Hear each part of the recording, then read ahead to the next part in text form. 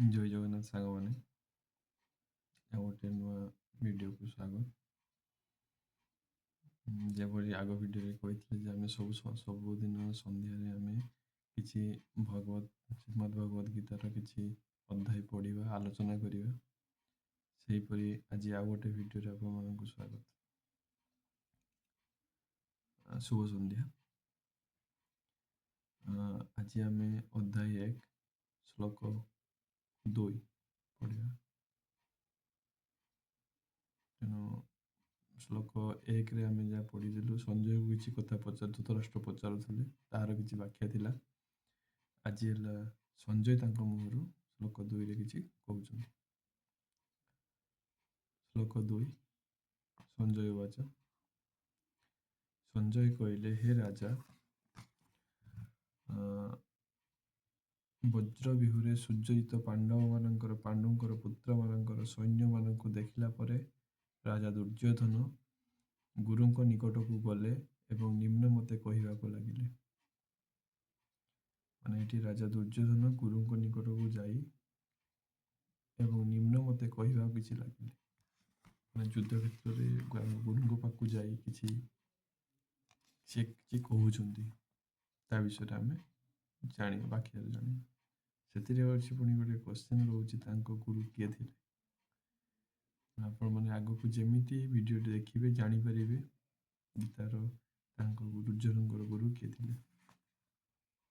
ତାର ଆମେ ଭାବାର୍ଥ ତାକୁ ବୁଝେଇବା। ଧୃତରାଷ୍ଟ୍ର ଜନ୍ମରୁ ଅନ୍ଧ ଥିଲେ, ତ ସମସ୍ତେ ଜାଣିଛନ୍ତି। ଧୃତରାଷ୍ଟ୍ର ପ୍ରଥମରୁ ଅନ୍ଧ ଥିଲେ। ଦୁର୍ଭାଗ୍ୟବଶ ସେ ଦିବ୍ୟ ଦୃଷ୍ଟିରୁ ମଧ୍ୟ ବଞ୍ଚିତ ହୋଇଥିଲେ। ତାଙ୍କ ଦିବ୍ୟ ଦୃଷ୍ଟିରେ ବି ସେ କିଛି ଜିନିଷ ଦେଖିପାରୁ ନଥିଲେ। ସେ କଥା ଭଲ ରକମରେ ଜାଣିଥିଲେ ଯେ ତାଙ୍କ ପୁତ୍ରଗଣ ମଧ୍ୟ ତାଙ୍କ ପରି ଧର୍ମନୀତି ସମ୍ବନ୍ଧରେ ଅନ୍ଧ ଅଟନ୍ତି ଏବଂ ସେ କଥା ମଧ୍ୟ ନିଶ୍ଚିତ ଥିଲେ ଯେ ସେମାନେ କେବେ ହେଲେ ଆଜନ୍ମ ଧାର୍ମିକ ପାଣ୍ଡବମାନଙ୍କ ସହିତ ସିଦ୍ଧି କରିପାରିବେ ନାହିଁ। ସେ ଜାଣିଥିଲେ ଯେ ମୋ ପୁତ୍ରମାନେ ପାଣ୍ଡବଙ୍କ ଶାନ୍ତିରେ କେବେ ବି ଯୁଦ୍ଧ କ୍ଷେତ୍ରରେ ସମାନତା ହାସଲ କରିପାରିବେ ନାହିଁ। କାରଣ କ'ଣ? କାରଣ ତାଙ୍କ ସାଇଡ଼ରେ ଭଗବାନ ଶ୍ରୀକୃଷ୍ଣ ହିଁ ରହୁଛନ୍ତି। ତଥାପି ସେ ତୀର୍ଥସ୍ଥାନର ପ୍ରଭାବ ସମ୍ବନ୍ଧରେ ସନ୍ଦିହାନ ଥିଲେ। ସେ ଯେତେବେଳେ ସଞ୍ଜୟକୁ ଯୁଦ୍ଧ କ୍ଷେତ୍ରରେ କଥା ପଚାରିଲେ, ସେତେବେଳେ ସଞ୍ଜୟ ତାଙ୍କ ମନ କଥା ଜାଣିପାରିଲେ। ତେଣୁ ସେ ହତାଶ ହୋଇ ପଡ଼ିଥିବା ରାଜାଙ୍କୁ ଟିକିଏ ପ୍ରେରଣା ଦେବାକୁ ଇଚ୍ଛା କଲେ ଏବଂ ସେଥିପାଇଁ ତାଙ୍କୁ ଆଶ୍ୱାସନା ବାଣୀ ଶୁଣାଇ କହିଲେ, ତାଙ୍କର ପୁତ୍ରଗଣ ତୀର୍ଥସ୍ଥାନ ପ୍ରଭାବରେ ପ୍ରଭାବିତ ହୋଇ କେବେ ହେଲେ ସନ୍ଧି କରୁନାହାନ୍ତି। କିନ୍ତୁ ଧୃତରାଷ୍ଟ୍ର ଚାହୁଁଥିଲେ ଯେ ଯୁଦ୍ଧ ହଉ ବୋଲି। କିନ୍ତୁ ସଞ୍ଜୟ ତାଙ୍କୁ କହିଲେ କ'ଣ, ଯେ ଗୁରୁଙ୍କ ପାଖକୁ ଯାଇଛନ୍ତି, ଧୃତରାଷ୍ଟ୍ର ଭାବୁଥିବେ ଯେ ନା କ'ଣ ଯୁଦ୍ଧଟା ହବନି, ନିଜ ଭିତରେ ସମାନତା ହେଇଯିବ, ଏଇଭଳି ଭାବୁଥିବେ। ତେଣୁ ସଞ୍ଜୟ ତାଙ୍କୁ କ'ଣ କହିଲେ, ଟିକେ ବ୍ୟାଖ୍ୟା ମାନେ ମନର, ସେ ତ ତାଙ୍କର ଦିବ୍ୟ ଦୃଷ୍ଟି ନାହିଁ, ସେ ଜାଣିପାରୁନାହାନ୍ତି। ତେଣୁ ତାଙ୍କୁ ମିଛ କଥା କହିବେ କ'ଣ? ସେ କହିଲେ ନା, ସନ୍ଧି କିଛି କରୁନାହାନ୍ତି, ଯୁଦ୍ଧ ହବ।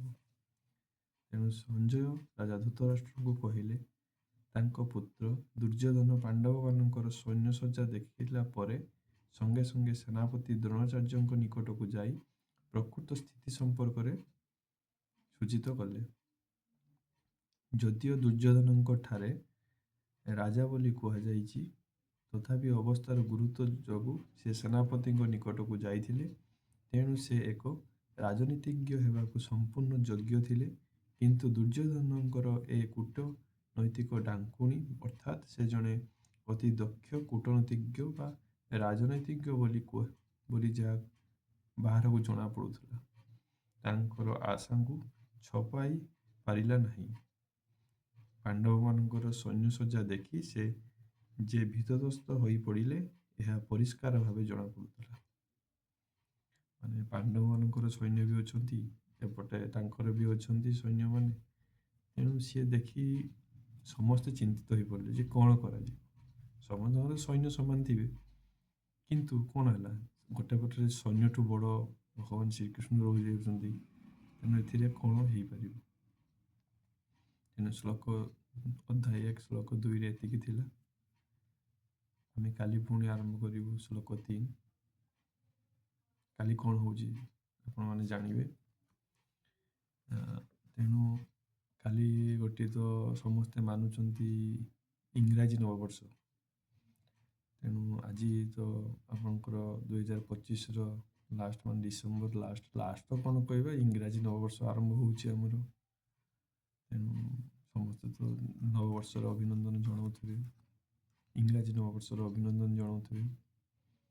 ସେମିତି ଆମର ବି ଓଡ଼ିଆ ନବବର୍ଷ ଗୋଟେ ଅଛି, ଆମେ ବି ସେଠି ଜଣେଇବୁ। ସମସ୍ତେ ଯେମିତି ଜଣାଉଛନ୍ତି ଆମେ ବି ସେମିତି ଜଣେଇବୁ ନବବର୍ଷର ଅଭିନନ୍ଦନ ସମସ୍ତଙ୍କୁ। ତେଣୁ ଭଗବାନଙ୍କ ଦୟାରୁ ଭଗବାନଙ୍କ କଥା କିଛି ଶୁଣନ୍ତୁ, କିଛି ଜାଣନ୍ତୁ, ଆପଣ ନିଜେ ପଢ଼ନ୍ତୁ। ଆପଣଙ୍କର ବର୍ତ୍ତମାନ କିଛି ବୟସ ସୀମାର କିଛି ସେମିତି ଇଏ ନାହିଁ ଯେ ଆପଣ ବୟସ ହେଲା ପରେ ଶିଖିବେ ଭଗବାନଙ୍କ ଜିନିଷ, ସେମିତି କିଛି ମାନେ ନାହିଁ। ଭଗବାନଙ୍କ କଥା ସବୁବେଳେ ଶିଖି ହେବ, ସବୁବେଳେ ଜାଣି ହେବ। ଭଗବାନଙ୍କ ଶିକ୍ଷା ଜାଣିଲା ପରେ ଆପଣ ନିଜେ ବି ନିଜର ଚିନ୍ତାଧାରା ବହୁତ ବଦଳାଇ ପାରିବେ। ଆପଣ ଶାନ୍ତ ହୋଇ ରହିପାରିବେ, ମନ ଠିକ୍ ରହିବ। ଆଉ ମନ ଠିକ୍ ରହିବ ମାନେ ଆପଣଙ୍କର ଦେହ ବି ଠିକ୍ ରହିବ। ତେଣୁ ଆମେ ସବୁବେଳେ କିଛି ଭଗବାନଙ୍କ କଥା ଶୁଣିବା। ଭିଡ଼ିଓ କରିବାର ତାତ୍ପର୍ଯ୍ୟ ହେଉଛି ଏହା, କାରଣ ଆମେ ତ ପଢ଼ିବା ପାଇଁ ବହୁତ ଇଏ ହେଉଛୁ, କିଛି ନହେଲେ ଭଗବାନଙ୍କ କଥା ହିଁ ତ ଶୁଣିପାରିବୁ। ତେଣୁ ମୁଁ ତ ଚିନ୍ତାଧାରା ନେଇଛି ଯେ ଭଗବାନଙ୍କ କଥା କିଛି କହିବି ବୋଲି। ଆପଣମାନେ ବି ନିଅନ୍ତୁ, ଜାଣନ୍ତୁ। ତେଣୁ ମୋର ଯଦି ଭିଡ଼ିଓ ଭଲ ଲାଗିଥିବ ମୋ ଚ୍ୟାନେଲକୁ ସେୟାର କରିବେ, ସବସ୍କ୍ରାଇବ୍ କରିବେ, ଲାଇକ୍ କରିବେ। ରହୁଛି ଆଜି ପାଇଁ ଏତିକି। ଜୟ ଜଗନ୍ନାଥ।